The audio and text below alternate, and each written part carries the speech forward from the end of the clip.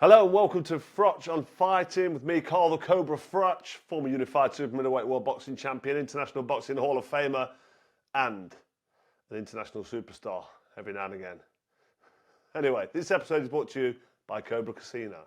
So I'm really pleased to welcome my good friend and my old colleague from Sky Sports, Matthew Macklin, the man that came the closest ever to winning a world title, but we'll talk about that a little bit more in a minute. Felix Sturm, in my opinion, he got robbed. He should have been crowned world champion, and he's been involved in some humdingers as well over the years. Matt, how are you, my friend? I'm good, mate. How are you? Yeah, not too bad at all. You still enjoying it, Sky? You're like the voice of the commentary now on Sky. I'm really enjoying listening to you, actually. Yeah, I'm going still to say that enjoying anyway, it. but No, still enjoying it. It's I think it's not as it's on a bit of a lull period as back in the day when we were all sort of, I'm going back to say the hay value fights, 216, 217, 218, 219, when yeah, that AJ had era. that run. That was a bit of a golden era, really. That Yeah. that run of stadium shows, and obviously that big show in Madison Square Garden where Ruiz beat AJ and then went to Saudi. I think that was a golden era, really, at Sky. And don't get me wrong, I think when we were doing it, I did think, wow, this is amazing. How long can this keep going? So, like anything, you have peaks and troughs. So right now, Boxer have a deal with Sky. They're building a new stable. That's the way boxing goes, doesn't it? There's peaks and troughs. At the minute, we're in a bit of a trough, but it's on a rebuild.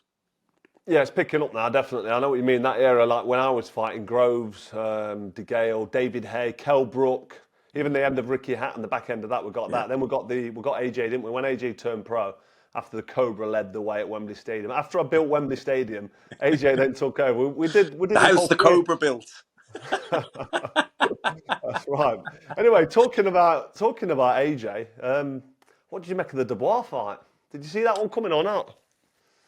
I'm not going to say I picked him to win because I didn't. I picked AJ, but I didn't think it was a foregone conclusion like a lot of people. I thought it was like a sort of 65-35 in AJ's favour. Like I thought Yeah. Dubois was definitely a live underdog, because whatever you want to say about Dubois, look, against Joyce, he did quit because he chose not to continue. So that's you quit, and Yeah. and the same with Usyk.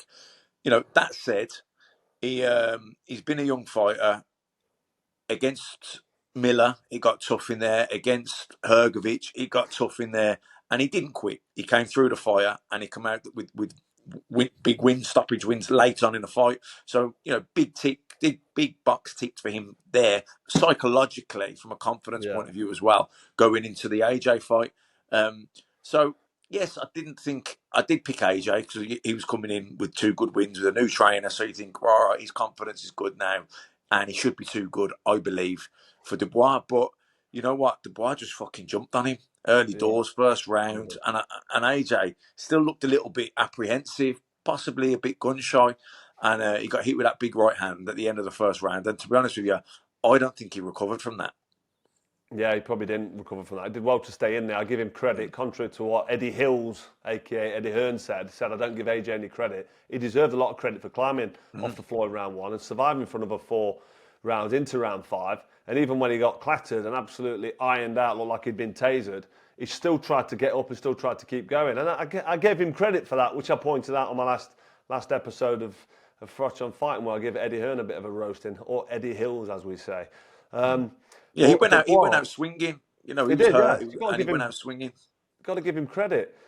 How do you see the rematch going? Because that's a fight that I'm not sure about. I don't know if AJ should be really jumping straight in with Dubois in an immediate rematch, and if he does, and do you think he should? But if he does, how do you think that goes? I think the rematch is a much harder fight than what the first fight should have been, because Yeah, I now, do. going into that first fight, he was coming off two decent wins. Okay, you can say Ngannou, he should have done that to Ngannou, but he still did, and it was a devastating knockout. And Yeah, even the performance before that against Otto Wallin, he looked sharp, he looked confident, and those were two wins with a new trainer. So you got confidence and belief in that trainer, which is, you need that going into a fight. Like you stayed with Robbie McCracken your whole career because you had a bond with him, you trusted him, you knew he had your back, you believed if he said to you, Carl, do X, Y, and Z, you were going to go out and do X, Y, and Z. You didn't even have to, question it. Now, AJ has had a few different trainers, and he had with Ben Davison going into that fight. He had a good record with him, so his belief and confidence in Ben Davison would have been good. Now, obviously, there's been that pretty, that clip that's gone, I guess, viral where Shane McGuigan, they come to Shane McGuigan, he's working, I think, for Radio 5, I think it was a TalkSport, Yeah. and they go in on the corner, and Ben Davison saying, look, when he comes in, throw the uppercut. And Shane McGuigan points out, I think that's a mistake. He's throwing the uppercut. He could get caught over the top with his short right hand. And that's exactly what happened.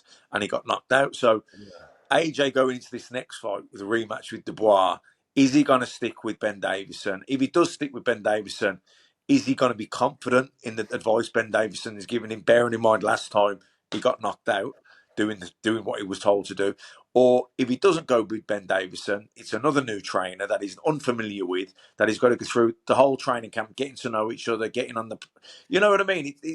At this stage in his career, with everything he's achieved and everything he's earned and all the rest of it, like, why does he want to put himself back into that situation? Because, if he was nervous or gun shy going into this fight with Dubois, what's it going to be like going into the rematch?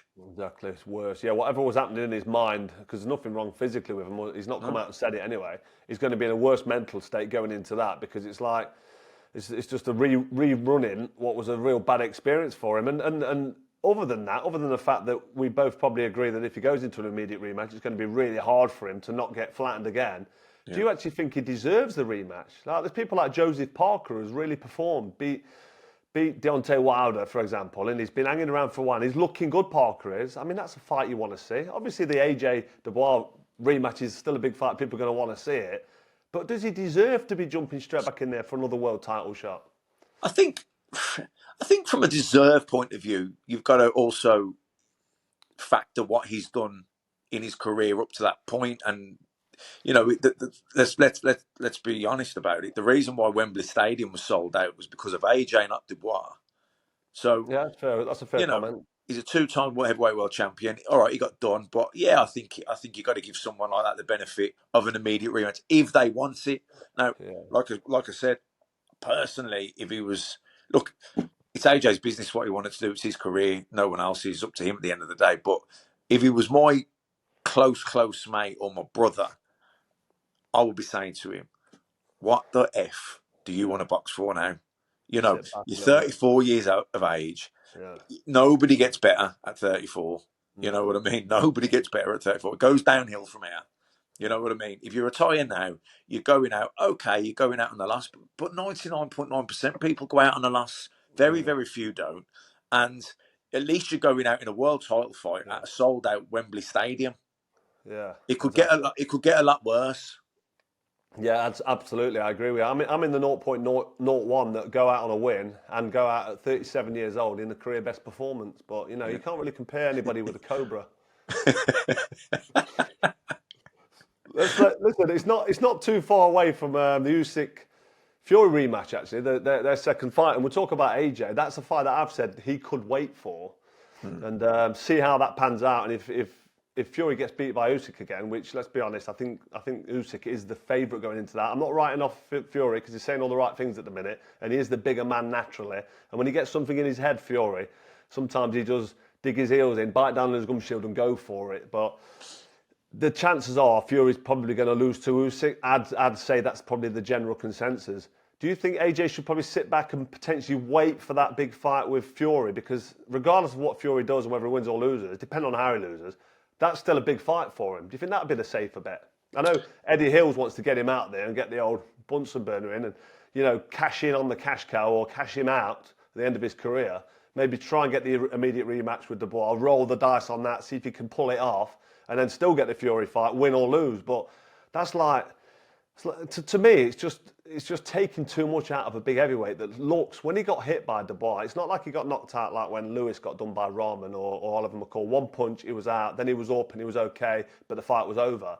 He actually got beat up. He got dropped in round 1, then he got systematically beat up, and then absolutely clattered in round 5. And he looked shocked, didn't he? It was for me, that was a bad beating and a damaging loss. So I don't think he wants too many of them. And if he retired, and I'm his family, if I'm his sibling, I'd be like, I'm glad you're retiring, brother. I'm glad you've made the decision. But Yeah, obviously Eddie wants him to fight on. everything's a way up, isn't it? Risk reward, like, and I just think where AJ is in his career, like the reward doesn't match the risk. What he's got to lose, he's got more to lose than he has to gain. He's made loads of money. He's already been heavyweight champion of the world. Mm. And is he going to get if Fury beats Usyk? Is he going to fight? Is he going to fight AJ? Like AJ coming off a loss against Dubois? Like I just think the shine's gone off it now.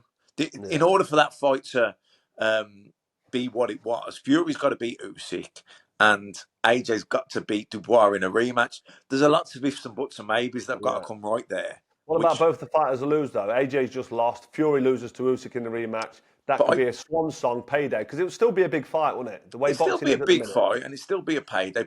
But it's not what it was. Do you know what No, I mean? not at Because all. No. otherwise, like because you're boxing, in sport, it's about being the best, isn't it? Yeah, yeah. You know what I mean? It's about being the best. And Absolutely. if Usyk beats Fury again, I think people are going to be more interested in Dubois and Usyk Yeah, yeah. I rematch. get that. I get that. Who do you think? I think you've alluded to it. Who do you reckon wins the Usyk Fury rematch? Who have you I got for don't that? know. I don't know. I think look, I, I probably favour Usyk, but I did pick Fury in the first one. I thought it'd be close, but I thought he'd win. Yeah, Um, I, I, I thought Usyk was a clear winner in a close, hard fight. yeah, Do you know what I mean?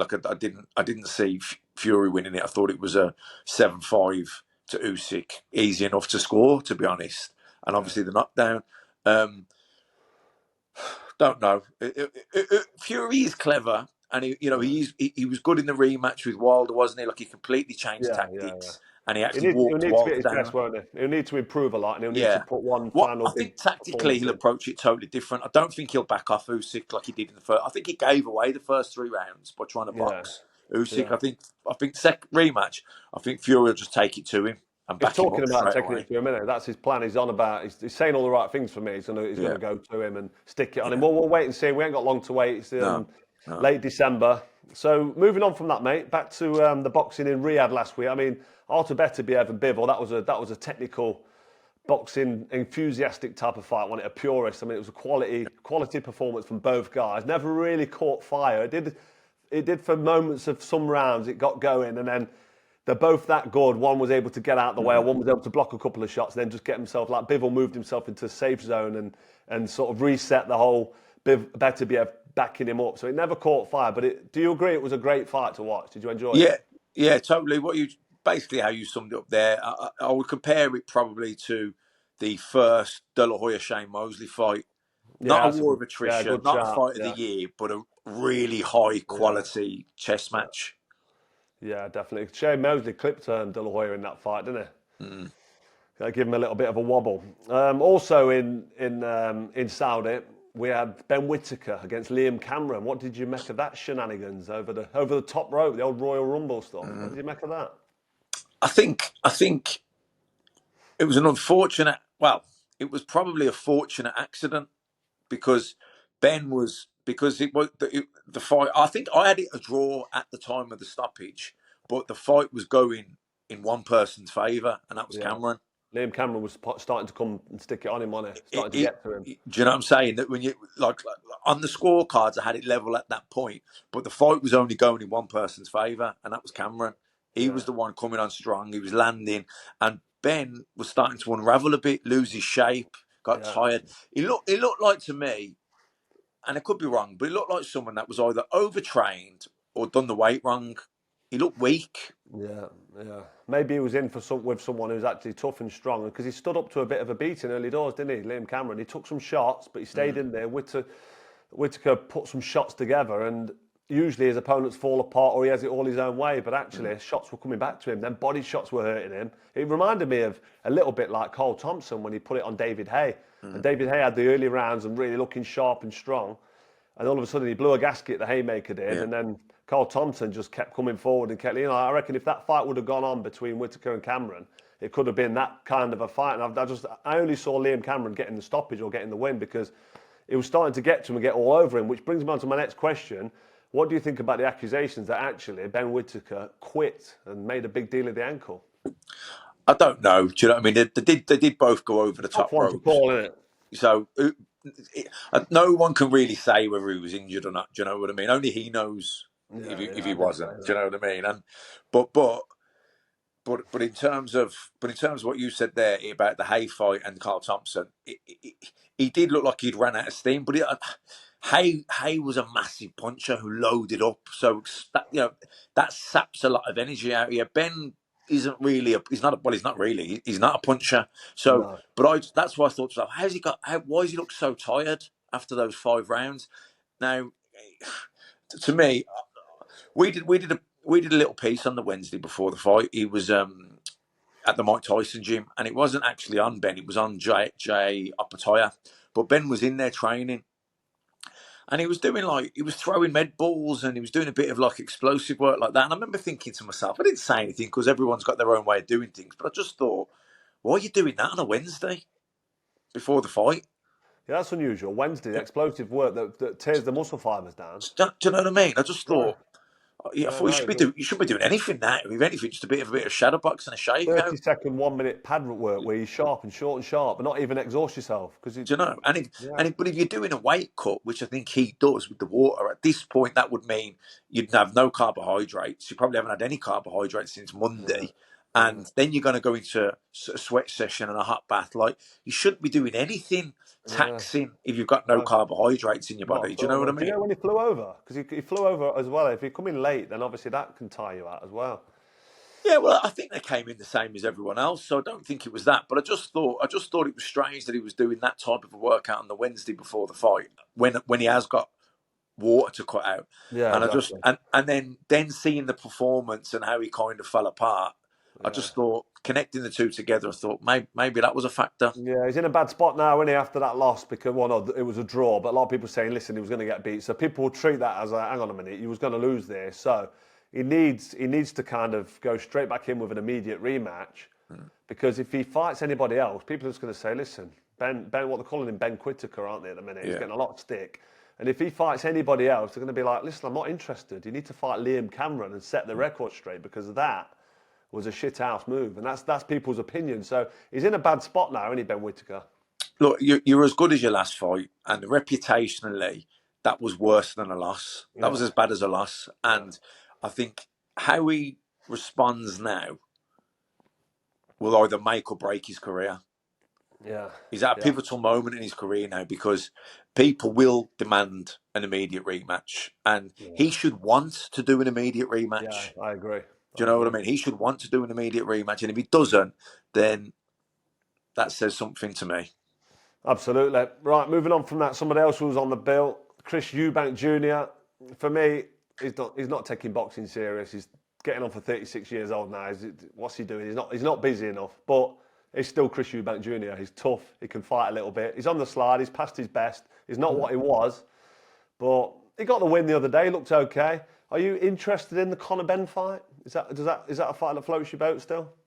Not me personally, no. For the No. same reason as we just spoke about with Fury, I wouldn't be that interested with Fury and AJ if they both lose. Yeah, I'd watch it because I'd watch it. But it's to me, sports about being the best you can be. Yeah, I agree. I know what you're saying. It's still a big fight. I still think the Yeah, Fury AJ fight is a big one, but nowhere near as what it would be if there was some yeah, belts on the line, if there was both that's right. at the top of the game. And Chris Eubank Jr. obviously passed it, but I think Conor Benn's small as well. He's not naturally Yeah, that big. He's not 160-pound fighter. He's not a middleweight. And Chris Eubank's been up at super middle, took on yeah. Grovesy Boy, took on Billy Joe Saunders, albeit he lost both of them fights. But he was in there, wasn't he, for 12 Mm. rounds, and he It's can a bit. fight a bit. Look, the Ben Eubank fight is a big fight because lots of people know who they are and they're interested in it, and there's the needle and the build up and all the rest of it. And I'll watch it. Do you know what I mean? Of Yeah, course I will. But it won't. It won't. no, I want to see the best fight in the best when yeah, they're at their best. yeah. Conor Benn's fiery, and he keeps bloody giving it some and Yeah, facing yeah, off and shouting and screaming. He does make me laugh. I mean, I yeah. had a few words to say about him last week on my channel. I like Conor Benn. I like his passion. I like the fact that he's that when he goes in the ring, he tries to. He's an exciting prospect, but you can't really call him. Well, he is a prospect, but what's he done? What's he won? What's he actually? He's been hanging around now for a couple of years with this drugs ban issue hanging over him. I think we've reached the conclusion that he's serving actually a ban, a silent ban. He's not gone public with it, and it won't be long before he's actually fighting. What did you make of Ben Shalom, old Turkey Teeth Shalom, and Bricktop going at it? Did you? That good fun or what? That was the best fight of the week. Did you post like when Frank Warren was having a go at Ben?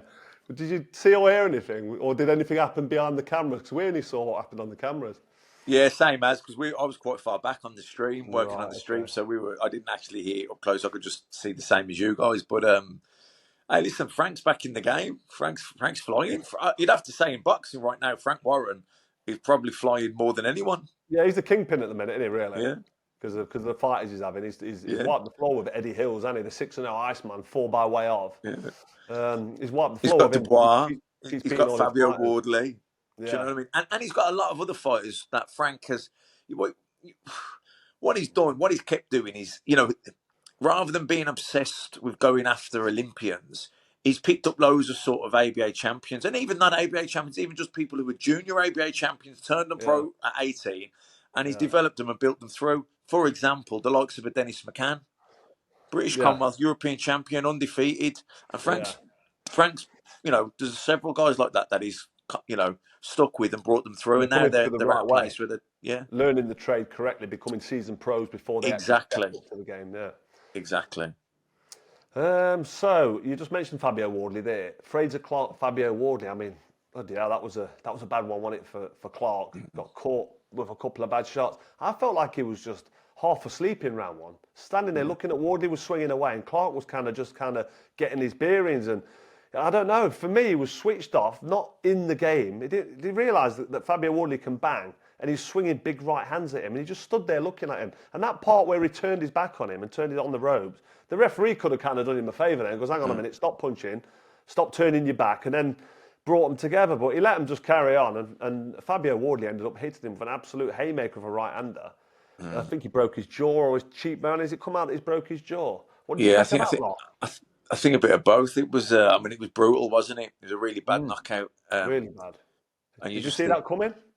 no, no. I thought we'd see a similar-ish fight to the first one. Look, they're two big guys. You never know in heavyweight boxing, do you? If someone lands a big shot, No. it can be game over. But it was one of them, weren't it? You can over. I didn't see. We didn't see enough to really say, "Oh, I should have done this, should have done that, or this." You can read into things of how they looked on the ring walk, but sometimes I think you just get caught with a good shot. Yeah, and in heavyweight boxing, it can be Yeah. unforgiving. Especially, I mean, he damaged his cheekbone or his jaw, and he was flattened out. What do you reckon Wardy should do next? Who's next for him? If I was Wardley, I'd be trying to get, especially because he signed with Frank Warren prior to that fight, I'd be trying to get Frank to get me on the Fury Usyk fight to get a quick voluntary defence because he's already done his mandatory, and then he'd be Yeah, a Lonsdale belt winner outright, which is yeah, nice to have. yeah, And then he'd be, it gets him out before Christmas, keeps the momentum, and then next year he's in a position to, start, moving up the world rankings. yeah, absolutely. Yeah, I mean, I always think Fabio Wardy, coming from the white collar and not having that amateur experience, I always think he's kind of not ready to step up to them levels. But I said in my episode last week, imagine one of them right-handers landed on AJ's chin when AJ's a bit Yeah. unsure of himself. He'd hurt him, but I think the Parker fight's good for Wardley. I think that'd be an interesting one. Do you know what I mean? Because Parker's flying at the minute, he's doing well. He's Yeah. not a Might be a massive bit too talent. soon for him, I think. Yeah, you'd say a bit too soon, but then you might be surprised if he gets in there and starts landing shots. But yeah, if you're managing him, you won't stick him in there with No, Parker. But, not but yet. it's a good fight. It's a good fight that eventually you want to see. He's what Wardley's got. Look, you can talk about amateur pedigree and all that, and it does count for something because it means as you've always consistently achieved and won, even as you've gone through the levels, and that's why you've got at the amateur pedigree. But we don't know. He never did that in the amateur. He come through the white collar, so he might have had that pedigree had he boxed amateur, Yeah, because what he is you can see he's a winner. You see he's yeah, got speed, he's got power, and he's got balls. He yeah, showed yeah. in that first fight he'd never been past 6 rounds, and he was knackered. You could see he was exhausted in rounds 9 and 10. But he Yeah. bit down on his gum shield and he's hung Stayed in in there, there. isn't it? I mean, that was a fight that makes him better. That's Yeah. No, fights and like that. no one can teach you that. You had it, Carl. No, exactly. I had it. You've either got that or you haven't. Yeah, you have a few of them in the amateurs, don't you, where you're absolutely just hanging in. You don't even know what you're running on, Yeah. but then your body then adjusts, and then your mind adapts to it. And then when you're in that position next time, you can go again, Call on can't it. you? I had a Yeah. couple of them. I had one with Charles Adamu for the Commonwealth title, 12 rounder, my first 12 rounder. It was tough. It got hard in there, but them fights, like with Brian McGee as well, broke my hand early doors, and I managed to get him knocked out in about round 11, but I fought with one hand. But tough, hard, seasoned pros leaning on you, sticking it on you, making it hard for you, and you come through the other side, they make you really good fights. I just think with Ben, I'm going back to Ben Whitaker now, but with him kind of pulling himself out of the fight with his ankle, he's not. When's he going to go back into that territory, that deep water, and then learn again? He's learned nothing from that. Maybe, unless his preparation was wrong. That fight for Ben Whitaker's a really bad one, and yeah. Well, it's brought out a lot of question marks. That's what it's done. Now, Yeah, absolutely. I think, look, I don't know and I don't think anyone can say if he was injured or not. It's just an opinion. Nobody knows if he was really injured. Only he knows how he felt. Do you know what I mean? And listen, if his ankle was gone, it was gone. Then he shouldn't have continued. How could he? Do you know what I mean? But if it wasn't, and he's half got away with it there, he'll know that himself. Do you know what I mean? Yeah, Now, absolutely. to exercise any kind of doubts, self-doubt, and also to sort of repair his reputation, he's got to go in for an immediate rematch with Cameron, and he's got to do a number on him. Yeah, absolutely. Absolutely. Totally agree. Right, that's about it, mate. I do want to talk a little bit about you before I let you go, because you're not in front of the camera as much as you could be because you're commentating. Commentators seem to have the face behind the camera. You've obviously got a face for television, not for radio. Good looking lad. We push up all right, don't we, as ex-fighters? But who's your... Well, actually, talking about you, so obviously people remember the Jamie Moore fight because that was a tough fight. And anyone who's not seen Matthew Macklin against Jamie Moore, it was that for British title or was that for... British light middle, yeah. That was a British title against two sort of world-class fighters, in my opinion. And you went toe-to-toe, didn't you? What round did you end up walking into that shot when you was exhausted? 10th. So round 10, I mean, that was a great fight. Obviously, we know the ending, so I'm not ruining it for anybody, but that was a fight. If nobody's seen, get a look at Matthew Macklin, Jamie Moore. What a fucking brutal fight. To see how passionate it is, fighting for that Lonsdale belt, the British title, there's evidence right there. You also fought for a world title against Felix Sturm. Back in the day, was that after the Moore fight or before? Yeah, that was. So I Or fought after Jamie it? Moore. So you rebuilt. I was 24 when I fought Jamie Moore, Yeah. 2006, and then I fought Sturm in 2011. So 5 years. 5 years later, obviously, when 5 you years rebuilt. later. Yeah. The Sturm fight, I was going to say, I mean, can you remember who was that middleweight that everyone used to lose to? Robin Reed fought him. Sven Otka. That's him. Yeah, I mean, come on. I know. The amount of times he was in close fights or fights he got beaten, he kept getting the decision. That was a similar with you, mate. As far as I'm concerned, you're an uncrowned world champion. And I'm not just saying that because you're my mate. I've said it to you before. You should have been middleweight. Was the IBF title that? WBA. WBA. So you should have been the WBA middleweight world champion. And you was very unlucky not to be crowned. And I think that's why you get respect. Because people in the industry, people who know the game, know what kind of fight you are and what you're about. What's your favourite fight? Just going off the subject of current boxing, what's the favourite fight you've actually attended and been ringside for? Jeez, I can't think now. That's a tough I one. mean, we've done a lot. We've done done loads, haven't we? Yeah. We've commentated a few, but I remember early doors. Arthur Gomez was a ding dong. Arthur Gomez. Yeah, Alex Arthur and Michael Gomez. Alex Arthur and Gomez. They come in with a Mexican hat, and you're going right back now. Because Gomez was Arthur was the hometown favourite, and everyone thought he was the guy. Gomez from Manchester, Arthur from Scotland. That's right. That's right. That's a cracker, man. There's been so many, hasn't there? Yeah, some bit. I mean, listen, that one fight we'll do. That's another one for the Froch on Fighting old favourites to go and have a look at. What about your experience of fighting Gennady Golovkin, Triple G? What was that like? Well, not a very good one. No, forget the body shot that busted your ribs at the end. But how was you finding it during the fight? Did you feel you was in it? Did you feel you was out of your depth, or was you thinking, actually, I might have a chance here? No, I was struggling to get into it. Really, it was I think I told you this before. The training didn't go well. I tried to put the fight back from about 4 weeks out. Hurt my hand. Would split all the knuckles, the skin on the knuckles. So I couldn't punch anything for about 10 days. Then I sparred with it, tried to wrap it up best we could. That all the scabs kind of come off again. So I was like, this fight's fucked now. Do you know what I mean? Tried to put it back. Told us we couldn't. And then unofficially, my manager got told that if Macklin doesn't fight Triple G on that date, he'll never be on HBO again. So what do you do? So these are the things people don't see. So you're under the sort of pressure of like, if I don't take the fight, I was in a similar pressure when I fought Kessler in the first one, flying under that ash cloud in Denmark. It was like the Super Six. So you feel like, you know what, I've got to take it, even though I've not done the weight properly because the flight's cancelled. So with you there, with Golovkin, you needed more time really to be at your best and feel at your best. And you take that in the ring to you in your head, don't you? Of course you do. It's like everyone says, see it, believe it, achieve it. But the key ingredient in all that is the belief in it. And the belief Yeah, comes from the action that you put in the of gym. When course. you train well and you're Yeah, doing well and everything's going well, you believe it. When I fought Sturm and other fights in my career, I wouldn't have cared if it was King Kong across the ring because yeah, I felt believing in myself. Where yeah, with Golovkin, when no one wanted to fight him, I took the fight. I'd had one round in 15 months. He'd had 2 fights that year, but I was confident of springing the upset. You know, favourites get beaten, underdogs yeah, win fights, and yeah, I believed I could do it. yeah, I remember thinking to myself, look, you can say 9 times out of 10 he beats me. I've just got to make that night that one time. Do you know what I mean? yeah, of And I thought course. I'm going to jump on him early doors, and I'm just going to fucking take him into a haggler. And so I ain't even thinking 12 rounds. Yeah, And anyone can win a dogfight in that regard. I've been in dogfights, he hasn't. That was my yeah, thinking. But yeah, when the knuckles got done, and we tried to put the fight back, and then we couldn't, and then I've carried on with the fight. I was getting the career best payday by far. yeah, I had also had agreed that this was prior to when we agreed the fight initially that if I didn't win, my next fight would be on HBO. yeah. So I had a 2 fight deal, let's say, So it's a which good opportunity on it for you.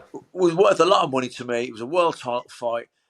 What was the alternative? Pull out of the fight, don't box the fight, don't get the paydays, Yeah, maybe not get another world title shot, maybe not be on HBO again. What do? You roll the dice. So, but when I'm walking to the ring against Golovkin, I'm trying to convince myself. Really, I'm hoping for the best rather than really believing I'm going to win. yeah, Do you know what I yeah, mean? yeah, And then didn't get off to a good start. Tried. Buddy, I remember Buddy saying to me, "Man, don't just try and box him first. Move to the right. Try and get him to reach with the jab and try and come over to the right hands." So I thought, in my own head, I've never felt comfortable doing this, even in the sparring, but we'll try it. And after 2 rounds, if it don't work, I'm just going to fucking go out and have it. And I did do that. It didn't work after 2 rounds. I did go out in the third round and try and have it, and obviously got done. But the problem was at that point, his tail was up at that point, and yeah, mine was between my legs. I yeah, should have just jumped on him from the first bell. But and yeah, listen, the result probably would have been the same, but at least I could have left the ring thinking, well, I had a go. yeah, Where exactly. losing the way I did, I felt shit after it. Do you know what I mean? Yeah, yeah. Well, listen, mate, you did to be great, and you was in against the top fight. I mean, the Yeah. Kazakhstan Triple G. I mean, he just. A lot of people think he beat Canelo Alvarez, and he He flattened did the most first people. time, I Was he thought. monstrous? Was he a monstrous puncher? Did he punch It, hard? it, it, it was very, very solid. Yeah, hit Was hard. it? Like he never caught me with anything big to the head, but his jabs were solid. You know what I mean? Yeah. Like he caught me a few stiff jabs. I thought you could tell he was heavy-handed. He was accurate. He was more of a middleweight though. He wasn't a natural middleweight, was you? No, oh yeah, I wasn't. I probably should have. You could do Really, I could 160. You could do 160, like super welterweight, light middleweight. You can do that quite one five comfortably. four. I could do 154, but I was tight at it. Do you know what I mean? So I was a big super welter, but I was probably a small middle.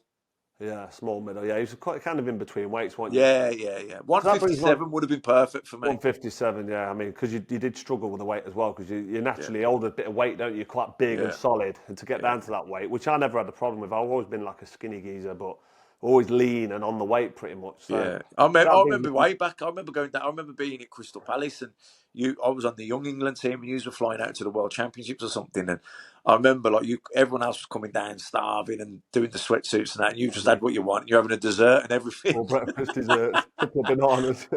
I've always been like that. Yeah. So that brings me to my next question, which I was going to say a second ago. How do you reckon the Cobra would have gotten against Golovkin? I, th- I Yes, my think. answer. I think at the time when you were thinking about fighting him, I think at that point it was probably a bad fight for you Hang on a minute, because hang on a minute. Let me rewind. A prime Cobra against a prime oh, Triple G. Prime.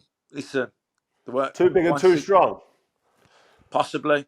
You know, Yeah, 168. You. I know you made it comfortably, but you were still big at it, weren't you? still big at the weight, mate. Because you were Too big lean, and too weren't you? You strong. just never put weight Absolutely. on. Do Listen, you know what Matthew I mean? Macklin knows his stuff. He knows his boxing. You've heard it there yourself. The Cobra, Carl Froch, too big and too strong for Golovkin. I'll take that, Matt, and we can leave it on that one. I think it'd have been a good fight. I don't know who would have won. Yeah, don't start backtracking now, mate. You've made your mind up. You've gone with it. But no, on a serious note, Matt, listen, you had a great career. You fought for everything you earned as well. And now you're doing fantastic on Sky Sports as a top commentator. I love listening to you. With Andy Clark, he's still going strong, isn't Yeah, he? here he is, Andy. Andy's Still buzzing who we do the on podcast with as well. He's super enthusiastic, loves the game. a good commentator. Yeah, very good. He is. He's very experienced. Remind the Froch on Fighting fans about your podcast. Yeah, we'll do. Macklin's take. We've gone off a bit of a hiatus at the minute because I've had a kid recent, well, the last 7 months Oh, of ago, and course, then you've got two babies yeah, now, haven't you, running two around? Irish twins, 11 months between them. So Yeah, as you know, Carl, it's chaotic in our this is house, and Andy's had one as well. So it's like it's and the show we're not doing. When we were doing the shows back in the day with Matchroom a few years back, and the big shows at the O2 and that, we could record 3 or 4 that week because everyone was in the hotel and you just yeah, grab cool. people. It's a bit harder now. So when did you do your last one? I think it was a while back. So I'm Yeah, here but plugging. I'm here plugging Macklin's take, and people are going to go on, and there's no fresh ingredients. What's going well, on? there's nothing fresh. But if you haven't heard them before, get on. We've done about 130 episodes. Yeah, there's a Froch has lot you've been on done. there on his flat Earth Exactly. and all Yeah, the rest of it. that's right. No, but no, listen, Matt. It's been great to catch up with you. We do talk every now and again. We send each other a few messages. Obviously, I'm no longer with Sky. I'm doing my own thing. You're Yeah. still doing your thing. I love listening to you, and you're one of them passionate boxing supporters who's been in the game. You've been in there at every level. For me, you got robbed of a world title, so you know what it's like to be in that level. So it's been good to have you on, and for the fans who probably listen to you but don't actually get a chance to hear your voice, I think it was nice to have you on. So I appreciate you joining me, Matt, and we'll meet up very soon. I'm going to be in London at a couple of fights very soon. I've got a few tricks up my sleeve. I've upset a few people. There's a few people worried about Froch on Fighting, the biggest and fastest growing boxing channel on YouTube, as you know. But you will be seeing me soon at one of the next shows, lingering in the background. I look forward to it, Carl. Nice one. Absolutely. And I know you've got my back if it comes on top as well. 100%. Absolutely. Cheers, Matt. You take care of yourself, mate. Nice one. Cheers. So that's a wrap for another episode of Froch on Fighting. It was great to have my old mate Matthew Macklin on, the guy that should have been crowned world champion against Felix Sturm, but it never came his way. But he knows the score, doesn't he? He knows the score about the Cobra, Triple G, too big and too strong. He knows how I roll. But anyway, this has been another episode. Thanks for tuning in. If you haven't already, hit subscribe. We are now the biggest channel on Spotify, the biggest boxing channel on Spotify, and obviously #1 on YouTube. We'll see you next week.